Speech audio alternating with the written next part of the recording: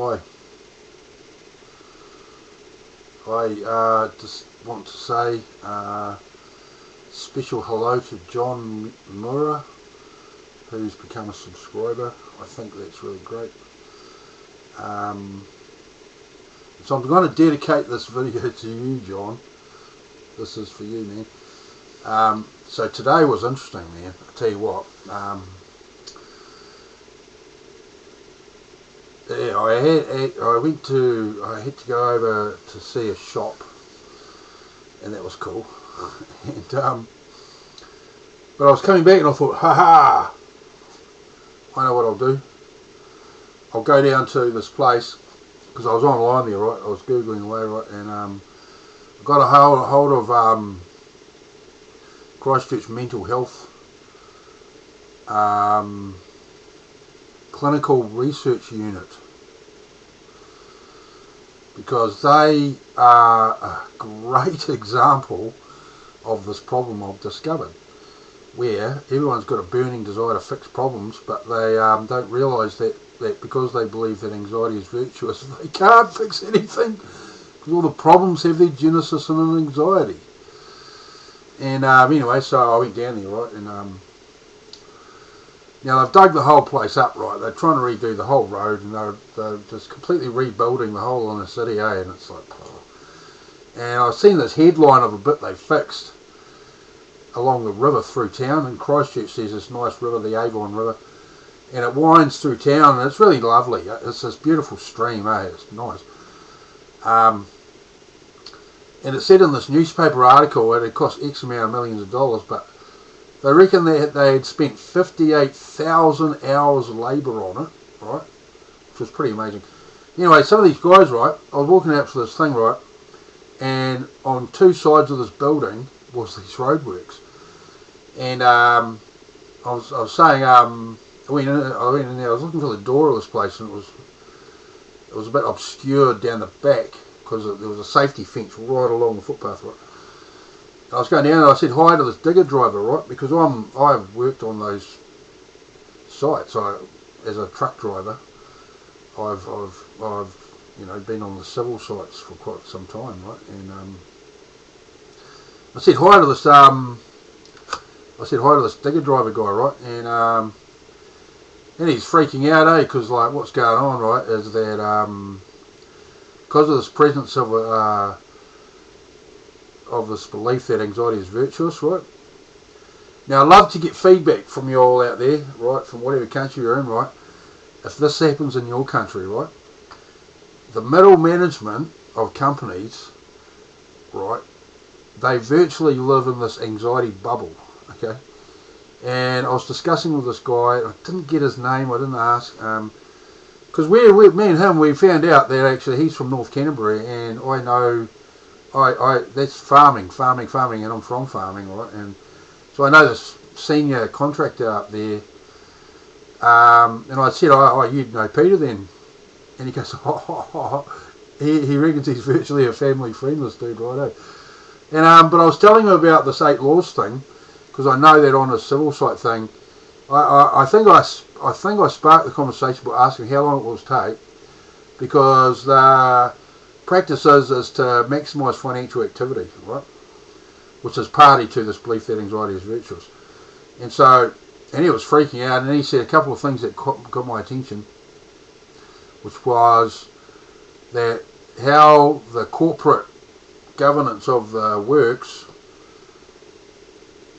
is forcing the subcontractor, the employees of the subcontractor, who are passionate and have, they're passionate about their work, they're good at their job, they're good at making critical decisions quickly. And this is very normal for people that work on the ground and actually do the work.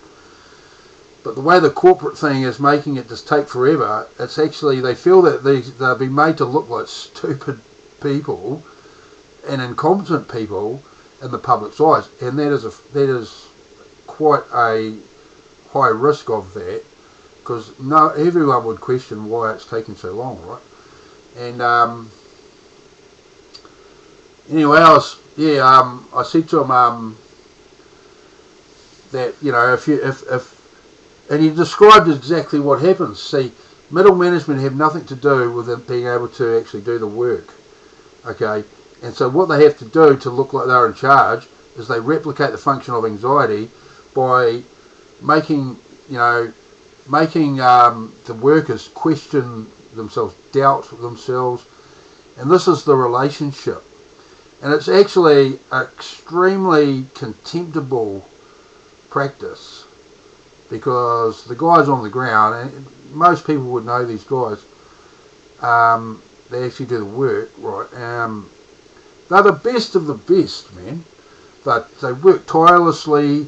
They're hugely honourable according to how their intellect are geared to find a really good answer really quickly, and they're fantastic human beings. And so that's one of the data points came up then, is that people with a high level of focus gravitate to doing physical things like with their hands, right? And the other starts out as little children, right? People with a low level of focus, they gravitate from being isolated, they gravitate to sitting down, and they gravitate to the paperwork, right? And because they have an aversion to communicating, right? And so all this time that the cool kids have been made out to look like bullies. And I mean, in some instances they are bullies, yeah. But the reality is that the behaviour from the people that don't have much courage, and they kind of act like they're isolated, and most significantly they act like they have an aversion to communicating. This is extremely suspect behaviour to people with a high level of focus. Okay, and so that's what draws out of people questionable questions. And anyway, these guys are all this is middle management as adults, right? And so I quit my last full-time job because of this. They were so interested in managing things as a crisis that they actually openly instigated arguments with people, because they were so bought into it. They were so emotionally invested in it, and no one had ever challenged them about it. And it was at the point where they were actually going out and having arguments with people, seemingly just for fun. And it actually is because of this initial practice of being averse to communication, and so to actually have some contact with the staff that was non-work related, they kind of were prone to creating tension, and this is kind of a contemptible practice in my eyes. So I ended up resigning after a year. Yeah, back to this guy. I told him I was starting a political party, and he was all about that, man. He thought that was totally wonderful, and he asked if I could be contacted through my YouTube page, my channel, and I said, yeah, you can get a hold of me through that. I can, yeah. But I'm actually going to go down there tomorrow, and I'm going to give him my details, because that's a very, very high quality strike on the idea of starting a political party, because he's got the perspective right. See, I want to do that. I want to start a political party because I have discovered this mathematically sound reason why, of a lot of things actually. It's like this relationship to anxiety, it absolutely dominates the philosophy to finance. It actually governs all of your relationships. It's the whole, it's the thing is this, I've noticed for a long time, people get into these relationships, right, because they have compatible issues. Okay? And so, because everyone knows that nobody's ever going to challenge them, because everyone knows that in practice anxiety is virtuous, and that way they cannot possibly contest the cause of why they have this strange behaviour. And so a minimum reducible argument is that they get together because they have compatible issues. And so I was talking to this guy about this, and he was highly excited about it. Because he's gutted, he's pissed, man, because he obviously he was helping out his mate there actually on site there, and for a wee bit, and he's kind of freaking out, and I don't blame him. And I mean, middle management. I mean, I've seen a lot of signs of it in the US, and it's definitely through the Western world. And it actually is this, because it's uniform in all these countries. I mean, you don't even start talking to me about Canada, okay? They're a basket case of this. Australia has some extremely bad practices going on because of this. But, see, the thing with believing that anxiety is virtuous, when you are in charge of large sums of public money, and when none of the people around you have anything to do with affecting change in these situations that they have. Okay, this is why anxieties just take over, man. And so yeah, I've got to get a tripod. Stay there. And so it was a remarkable conversation, and the thing of it is this: I've worked out something because Friday I had two conversations. Now, one of them was very impromptu. One was an organised meeting with that was in my last video, with the chap that wants to figure out how to decentralise hierarchical power systems, power structures, but outside there was another guy, and I was telling this, and within 2 minutes he was fully focused on what I was saying, man. And so the people that value courage, they love this because it explains things. It not only articulates the questions that no one's ever been able to articulate, it also articulates the answers, right? And there are some very, very potent political realities once it has been, anxiety is qualified as a political entity, which means you can figuratively hold it in your hand and look at it. Considering that a lot of power structures, this hierarchical power structure thing, is based on the belief that anxiety is virtuous, right? That is the genesis of a lot of the perception of power systems, right? And but it also qualifies consciousness. So now it's possible to articulate consciousness as real. Okay, because everyone knows it's real. Everyone knows it's real. Everyone knows consciousness is real. And I've had two C-mails tonight, which is a consciousness email, come to me, and it's amazing, man. It's like, this is fantastic, man. And I'm getting to this other story in a minute, because this conversation with this guy, I'm going back to see him tomorrow, and this is rather exciting, you know, because it is all about the political party, because he knows there's a whole lot of things wrong with New Zealand, right? A whole lot of things wrong with New Zealand.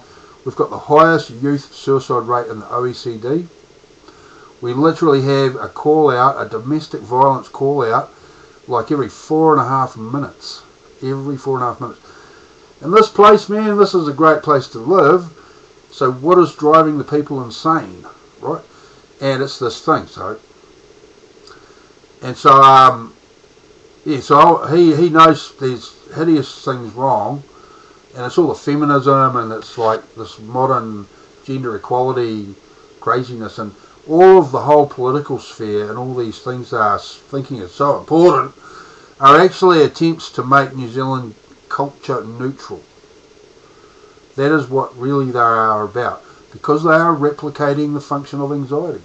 Now, anyone who's lived with an anxiety sufferer who becomes the dominant emotional tone, who they set the emotional tone in the house, they know full well, and particularly as kids, a lot of people as kids would know the parents are just, they're all about that, eh? And you can't even talk. You can't talk to them. And they're just, you know, because I had parents a bit like that. They were so, they just were non-communicative. Okay? And one would keep people away from him by being angry and annoyed, just annoyed, right? He'd load that tone of the voice up with annoyance, and nobody likes that. And so, and Mum, she was a victim of that for a long time, and so she just didn't.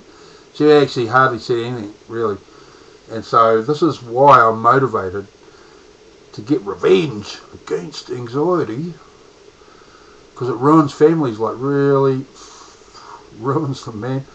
And so I said that today, right? And so I went into this place, right? The clinical research unit it's actually University of Otago clinical research unit, right?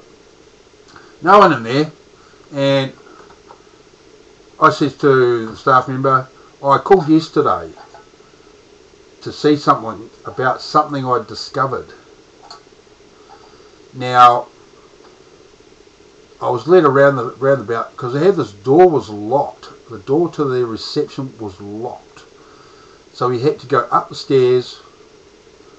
No, I had to go up the stairs to see the impromptu reception and then get led down the stairs to the actual reception.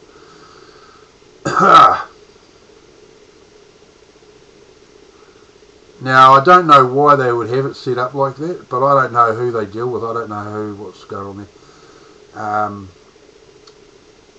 If they have it set up like that, where the door to their reception is locked, and you have to go through a kind of a checkpoint system to get to the reception, they must be maintaining hostile relationships for them to think that was a good practice, right?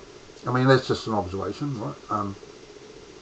So I get to talk to them, right, and I said to them that I've come along because I have discovered this amazing thing that actually seeks to answer why, with all of the history of the medical establishment, all of the understanding of mental health issues, right, with all of that coming to bear, because there would be, I haven't counted them, but there would be, there's like 7 universities in New Zealand, and they all have social science departments, right? Psychology, right? And they're all madly flat out understanding this, man, you know.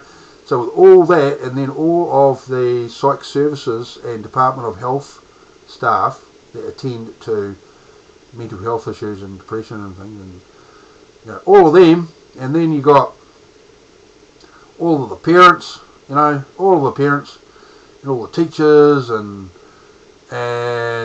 you know, everyone who's ever tried to actually do something about it while being a medical professional connected to the establishment, right?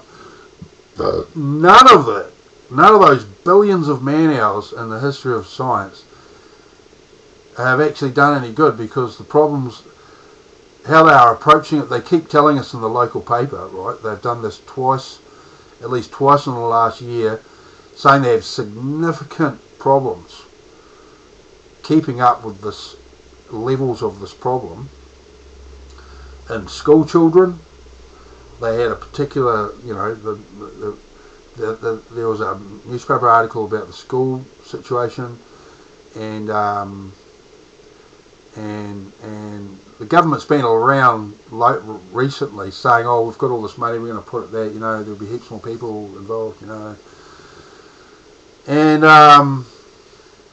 but none of the efforts of these billions of man hours of research have actually done anything that actually can challenge the problem, because as you will know, for whatever country you're in, that even though there's vast history of research in these fields, the problems are only getting worse. So I have 2 points to make about this, I said. One is that there's a reason that your efforts have got no traction in challenging this problem. I mean, I put it to them straight. They're actually doing no good at all for people. If they are fully focused on it with all their conventional wisdom, and the problem's getting worse, right? Well, what they're doing is not the thing to do then, is it? It's not making a difference. And so the answer is outside of conventional wisdom. Now that's the contentious thing to anxiety. When you ask people that think anxiety is virtuous to go outside the realms of conventional wisdom, that means it's war. And so this lady, right, this is exactly what happened. Right now, I haven't started recording what people say to me, okay, but I really should, man. I really should. This is what happened, right? This lady came out, right? I was talking to the receptionist for a bit. She couldn't get it through her head what I wanted, even though I stated it plainly. I wanted to talk to someone because I'd made this grand discovery and la-di-da-di-da. And even though I'd said that to her and she thought about it and made a phone call, and she still didn't actually understand what I wanted. And and then she thought, oh, maybe this person can help you. So I'm a bit spooked that that kind of level of cognition was working in a clinical research unit. Okay. Now it's spookier. The story gets spookier because the next person I talked to, the same thing happened. I told her that I'd made this amazing discovery, and I said that I'd called previously the day before, had no phone credit, so I had to come and actually talk to them to make some kind of an appointment to have someone give what I've discovered a fair hearing. Considering it's a clinical research unit, I thought they might actually think that was pretty interesting kind of a thing to do. But she started talking to me like I was a sufferer, I was a client, I was a patient. And I said, wait, stop. I have made this discovery that is a mathematically sound reason why the conventional wisdom of medical science is not getting any traction with challenging these issues. Okay, and you see what that did is it triggered their anxieties. The one woman I was talking to, her anxieties were triggered, right? Because you can tell her expression goes from this simmering cheerfulness, right, to actually unhappy. You'd see the facial expression change, right? Now the young staffer there, she actually had much more enthusiasm for us, and I've seen that before. The older, PhD around the place will be far easier to trigger their anxiety seriously. Now the young staffer who was listening, it could be because they weren't listening to what I was saying, and automatically they're more objective about what's been said, right? Because they are a third party to the conversation, listening in. They have a more objective view as a matter of course, I think. And so she actually said, "Oh, we're actually just administration, and it's like, and I said, well, yeah, okay, well, that's why I've come. I've come to kind of organise a meeting to make this disclosure, right? And I said, I'll watch your number then, and we'll get it to the right place, and it's like,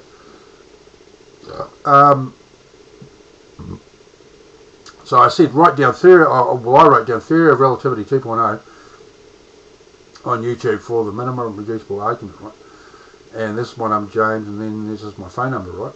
And I said to her, yeah, no, so I need to speak to someone to disclose this thing I've discovered that is highly likely the reason that there is no traction in challenging these problems, right? Now, we don't know the situation there because they're freaking out about the level of workload they've got, okay?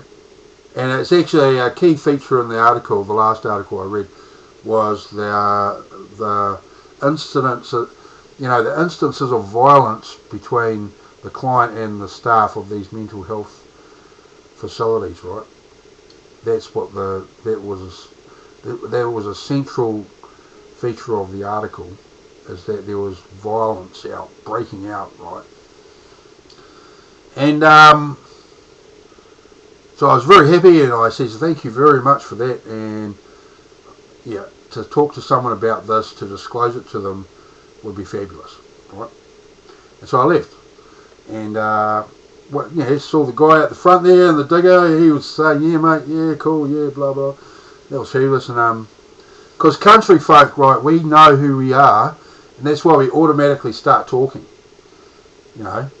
because that's the values of consciousness, to express oneself. And so we immediately can start talking. It's fabulous, man. It's like, if you're a motorcyclist, it's like that for motorcyclists. You can just be on your motorcycle and bump into any other motorcyclist anywhere, and you're immediately best buddies, right? It's really good. And so I left anyway, right? So a few hours later, right, I get a phone call, and this lady rang up, and so what they'd done is they'd given my number to the crisis team, right?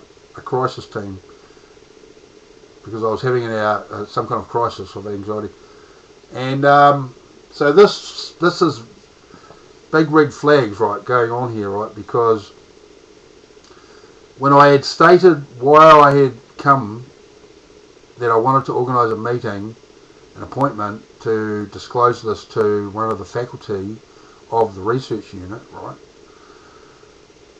Okay, within the space of 40 seconds, I had to stop her talking and remind her that I had research that is mathematically sound, material to getting traction with these problems that they call mental health problems, but I don't think they are mental health problems.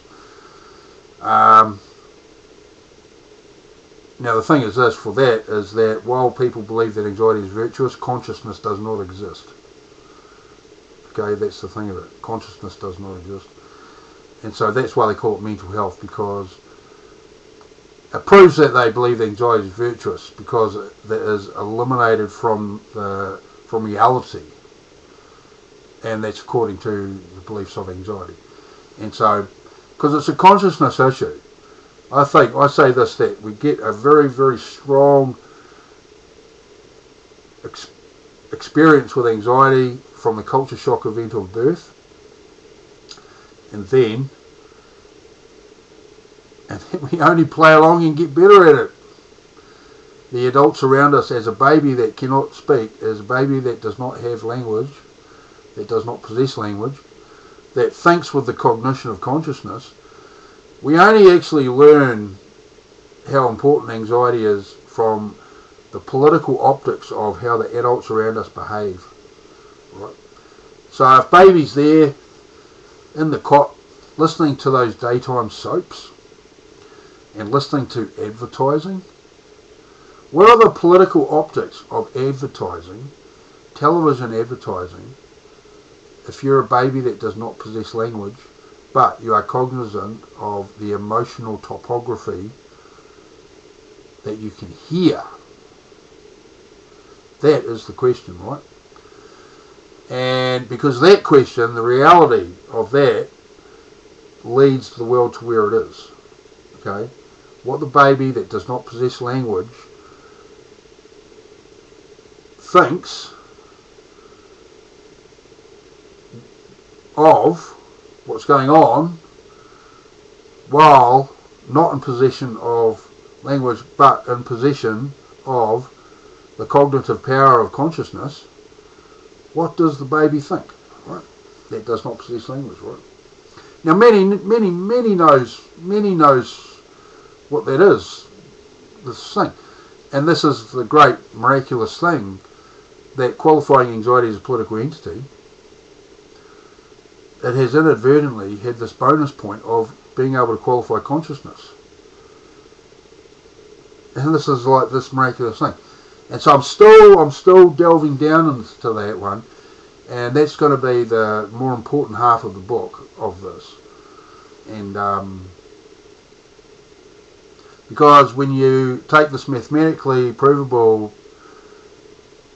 qualification of anxiety as a political entity away from the human being, everything left is consciousness, right? And so by virtue of this, we can actually now qualify consciousness and the values of courage, right? Okay, so even though at the moment, like the mate down I was talking to outside, the digger driver guy, he's pissed at what's going on. He can't articulate it. He's very good at describing what he sees, but he cannot articulate it because he's grown up with this knowledge that religion is the most sacred thing in the world, and the political optics of religion is that anxiety is virtuous. So there's nobody's thinking.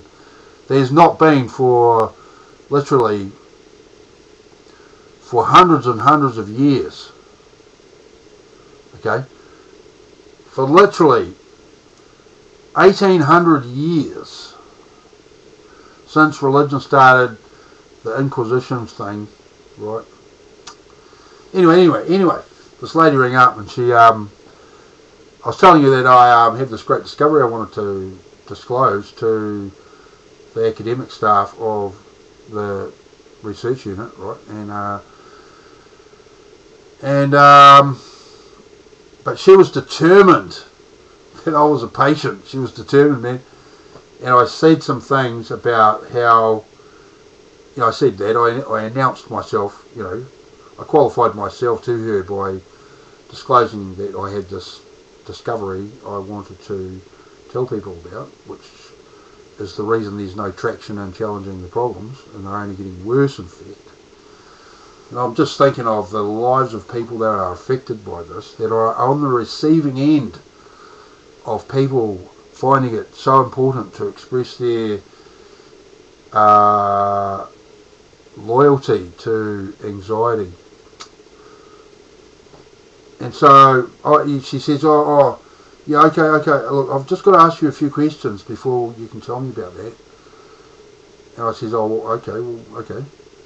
And so then she ran through all those questions you get asked when they assess you, like, have you got suicidal thoughts? Do you feel like hurting people? Do you feel like hurting yourself? Have you got people to talk to? What's your job like? Have you got a car? Do you have enough food? What's your eating? What's your sleep like? And I says, just, you know what? I stopped her, right, and I said, you know what?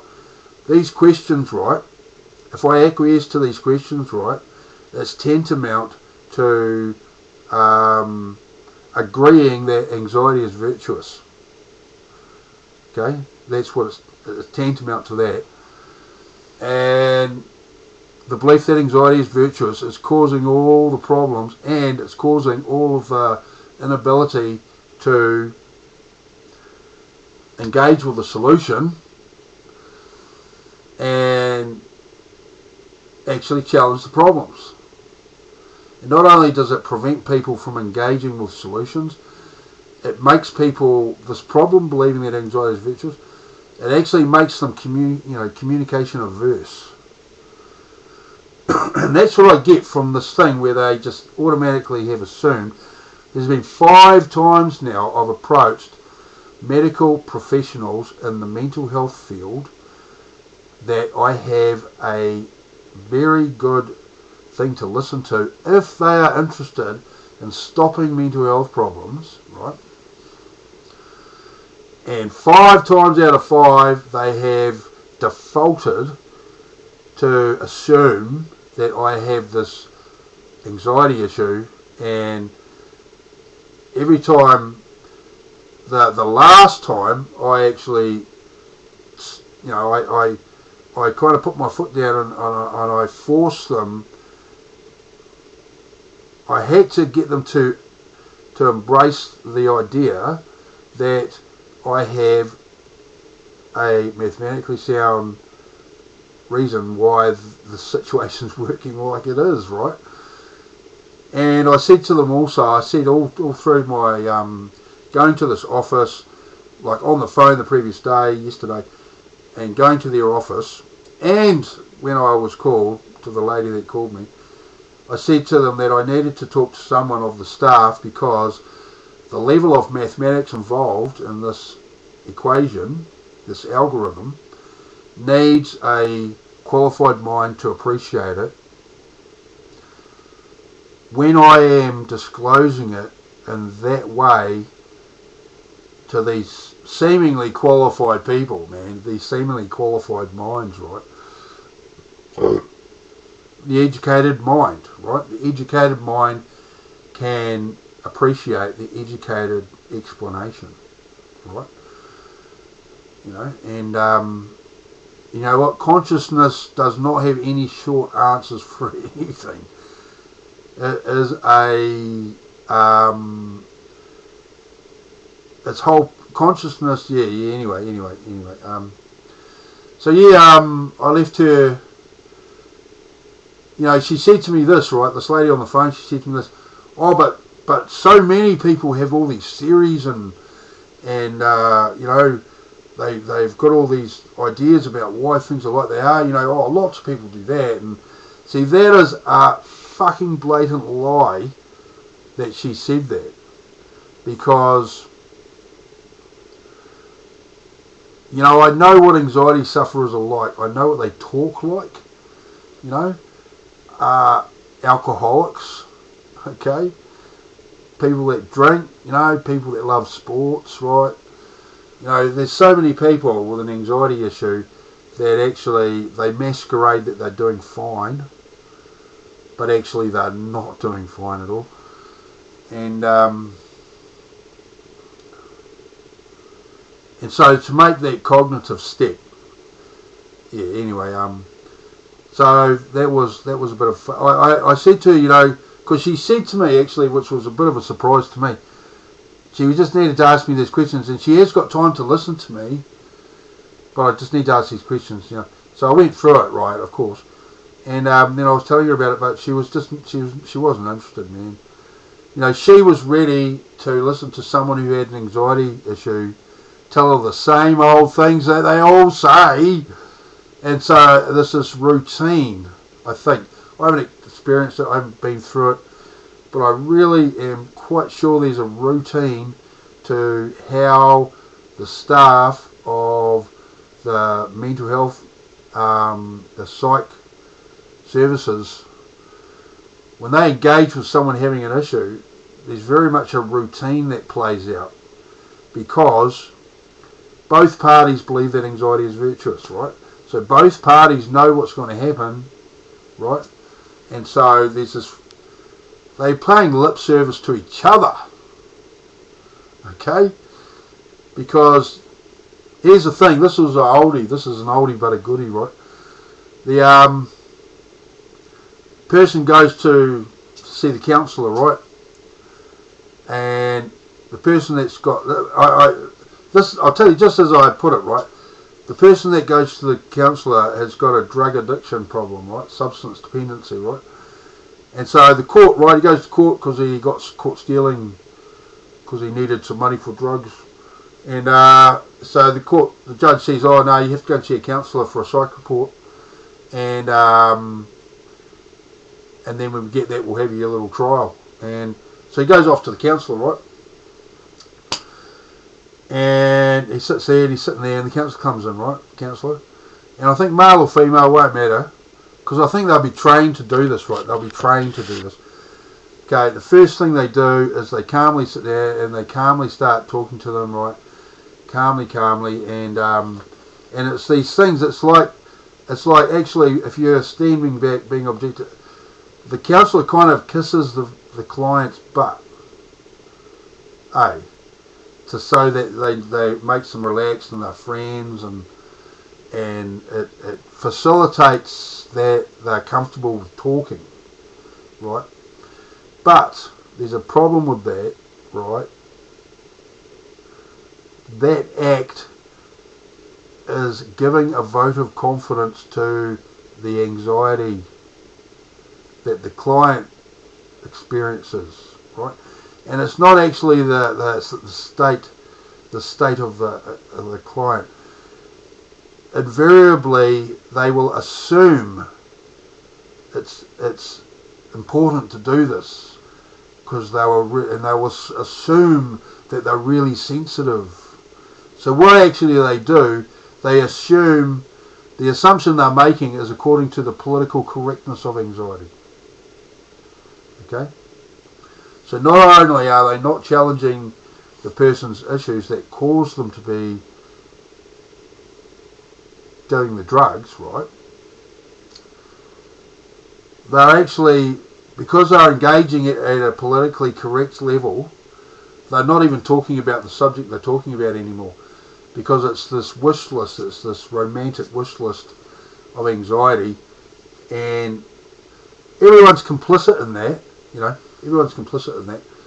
And if you give that acquiescence that anxiety is virtuous, right, by engaging with it, as soon as you pay that vote of confidence in it, you have acquiesced to it that anxiety is virtuous, right?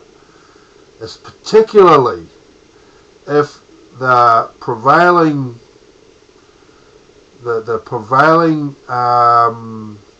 moderator is coming, especially if the start point of the interaction is politically, its nature is politically correct.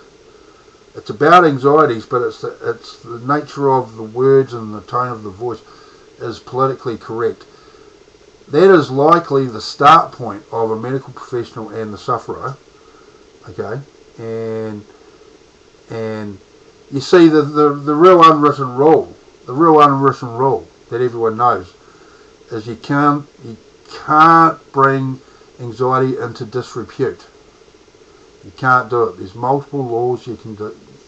There's the 5th law and the 8th law specifically that you can't, the 6th law and the 8th law specifically.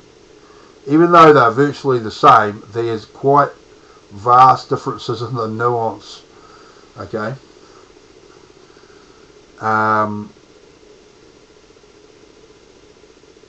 And so, that's the problem with psych services, okay? At the real coalface, that is the problem with the belief that anxiety is virtuous. And that it is literally, it's been repackaged and rebranded so well, nobody knows they do it. They think it's been courteous. They think it's courtesy and respect, when actually it's promoting anxiety as virtuous. And so this is why the problems are not ending. This is why it's not ending. So to transpose this, I mean, somebody out there probably in the USA, you watch the news and that, you would have undoubtedly heard about the mass shooting at the school there the other week, right? And you might have heard that it was the 19th one this year. The 19th one this year. That's nearly 7 a month. Okay, 7 a month at schools in the US. And it's because they believe that anxiety is virtuous. So they don't realise that it's anxiety that's causing, they're blind. They think anxiety is virtuous, so they are absolutely blind to the nature and behaviour of anxiety, as has been identified by observation by me. And everyone knows this, man. Anxiety heavily promotes self-interest. Anxiety compels one to prevail over other people. Anxiety is communication averse. And anxiety, in the case of the gun, anxiety has appropriated the gun as vocabulary. And here's another one. Anxiety is known to use the strongest language possible. Okay, so these are mass shootings. The reason they can't do anything to stop this, I've heard them talking about it on the news. I mean, the mainstream media have practically just brushed this under the carpet already. They're just not talking about it already. And so you can see there, by how quickly that went off the boil of the media, right? And you can see how the Russia investigation of Trump is just going on and on and on for 2 years, and now they're practically starting another one, and so there's all this interest in who did what and who what, there's all this interest in what anxiety thinks about it, right? Now anxiety's got zero problem solving ability, okay? Because it's got no interest in a solution. It wants ongoing chaos, right? And so that's why they can't figure out the gun violence thing in the US. It's because they think their anxiety is virtuous. And well, I know they think they're being really upstanding citizens by being really pro-religion and pro-Israel, but actually the political optics of religion is their anxiety is virtuous. Okay, and the reason that they are the political optics of religion is because religion has been exclusively derived from the senior elements of the political correctness of anxiety. And it's true, because this is why God's absentee, he's not here. This is why Jesus is always going to return. That is the political status of anxiety as an event in the mind, And so Jesus is the celebrity poster child of the political correctness of anxiety. I mean, it's by virtue of Jesus' blessing that you either please him or he's going to put you in hell for all eternity. Okay? So that's what anxiety thinks as well. If you've got your lips firmly attached to the arse of anxiety, everything's wonderful. But if you challenge it at all, you're in for a world of hurt, man. Okay? And so the political aspirations of anxiety and what Jesus says are the same thing. They're the same thing, right? And so America's all about the religion thing, right? And so that's why anxiety is believed of as virtuous. And the Jews are their whole. I coined this phrase, the cultural belief identity. Okay, it's who you are as what it means to be American, and it's the national identity. Okay, so for Israel it is religion, and they invented religion with this Judeo-Christian stuff. See, that's the thing of this is actually.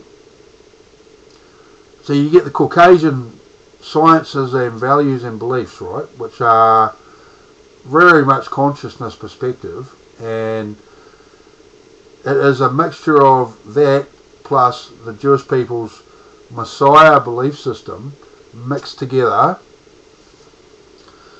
and so they've stolen it and repackaged it and rebranded it, and for evidence of that, my contention that I'm saying now is the Catholic Inquisition. Okay. Really, that is replicating the function of anxiety. Okay. And that's what they seek to do. That's what religion's whole purpose is, to replicate the function of anxiety, to rule the world. When this business of when everybody hears about religion, then God will reappear. Nah, when everyone has capitulated to anxiety, then anxiety will rule the world. And so this was, this is really why.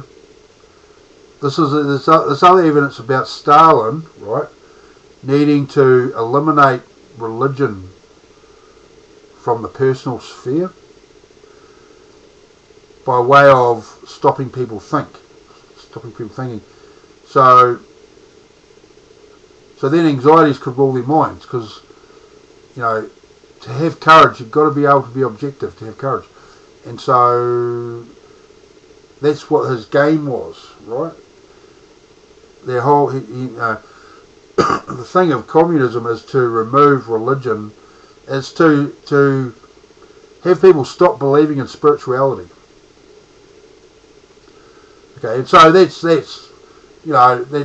carried forward really well, because a lot of the optics, the political optics of the contention that people should be gender neutral, and a lot of the optics of feminism and things, and political correctness, okay, really these have the political optics of those three things, to me, is that the optimum goal they want to achieve is to make the country culture neutral. They make the country culture neutral, right? And because what they want, they instinctively intuit that this should be so, because they believe that the political correctness of anxiety should rule the country. So they're all too scared not to do this. They're motivated because they're too scared not to do it. You know? And see, they don't focus on work, they don't focus on business, you know. And so John, how was that, man? See, I do these things off the cuff, man. And the book will be another matter. I've put so much thought into the composition,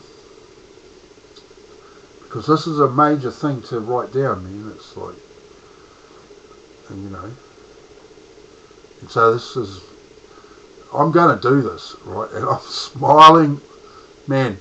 You know, I'm a pretty happy guy these days, man, because of this. But it's a heavy responsibility, because a lot of people will read this, and I am very interested to do a good job in it. Very, very interested. But, you know, that's the thing of it is that by virtue of that which has brought me along this path, that has led me to this place, this way, you know, this milestone. It's a milestone. I'm hand in hand with this. This is consciousness realm, right? It has nurtured me all this way from a child, and now this great expression of the will of consciousness. And so I don't fear that it's coming. Because what does it mean? How do I feel that this is happening? Okay, what does it mean to be famous for this? Okay, there's some very unknown dimensions to that. It's not like being a famous musician or being on TV, or, you know, it's not like that.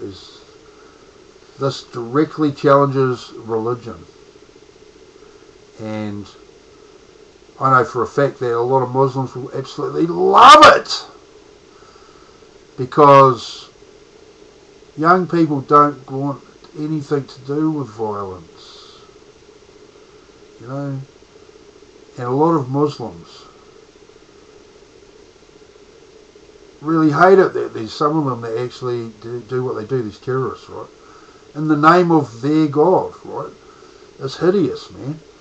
I mean, I know from my own self, before all this terrorism thing started happening, that if you look at the artwork inside these mosques, the original Arabic peoples, they actually were profoundly interested in mathematics and geometry to create the artworks in those in the mosques, right? That are typically seen in mosques. I don't know that's all of them at all, but it's what you call actual true mathematics, is oblique curves and monocog structures. And that is what the artwork in these mosques are. It is a monocog structure. How they can just plaster a wide as area with a small design that interlocks with itself over a vast area. It all interlocks perfectly over a vast area. That's a monocog structure to do that. And that's reference to actual true mathematics. Okay, true mathematics aren't actually about numbers. Numbers are the way we talk. Numbers are the way, are what we have where we can describe these sorts of things. But in their own pure state, it's a monocog structure or an oblique curve, and so these exist. You know, the information I have wants to go out into the world, and that is going to be an oblique curve. You know, starting at small and small and small, and then taking a much further, wider reach. You know, and it's just the shape of things. You know, and so because that's definitely, certainly, you know, I think people here, it's the same thing. It's the same thing again. There is only courage and there is only consciousness, and consciousness that's been hijacked by anxiety. Now, what I've got, right, it speaks directly to consciousness because it articulates that which could never be spoken while anxiety is believed as virtuous. And that I am speaking to it, consciousness and other people immediately recognises that. See, that's why these people I've talked to, I think they're gobsmacked, actually. They're actually gobsmacked by what I'm saying about this. But it's not actually the data I'm saying, these examples and evidences I'm pointing out. It's the fact, what really gets them is the fact that it speaks to consciousness. You know, because it comes out in the tone of the voice, yes. That's where that's where the language of consciousness exists. It's not the words we say, it's the tone we use. Okay, that's where the data consciousness uses is. It is the tone of the voice. You know, and this is the language that the baby that does not possess language understands and thinks with.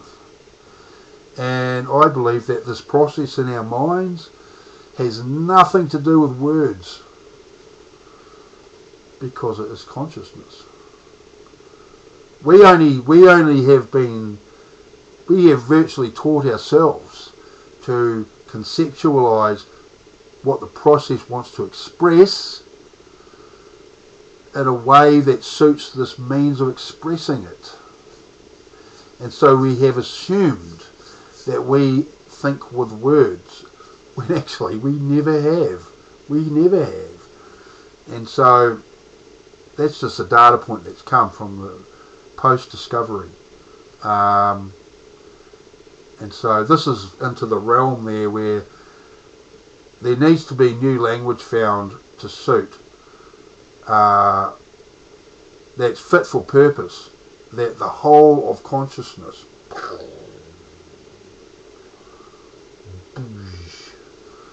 the whole of consciousness can be communicated and expressed and understood as it was, you know, in the spirit that it was expressed. Okay, this is the new frontier, man. This is the thing of it. We need this. We need to do this, and I am going to do this. And I'm sure there might be one or two that might like to help. And I would welcome any, even suspicion of new language. Right? Okay. And so John, I hope you know, I'm seeing, I had a little look at your page there, and I think I've got a kayak in my future, man. Just quietly. I like the idea of the kayak. And so it's a pleasure that you have subscribed, and I would hope that you should excitedly tell people about what you've found, you know, because it seriously is why people, you know, as I've said a few times, if one person thinks that anxiety is virtuous and the other person they are involved with are finding themselves in a tense emotional situation, and one person's having anxieties about it, well, as everyone knows, without this qualification, that the only way to defend yourself against anxieties is to offer up anxieties, and then the anxiety logic takes over, and that's why no one backs down, because anxiety doesn't want to back down ever. you know, and so it's a great day. No, it is a great day that I've had this day today. There's been some good, profound events there with people, and John has subscribed, and I've made another video, and that's really cool. And so yeah, that's the day, that's the event. So stand by for the next video.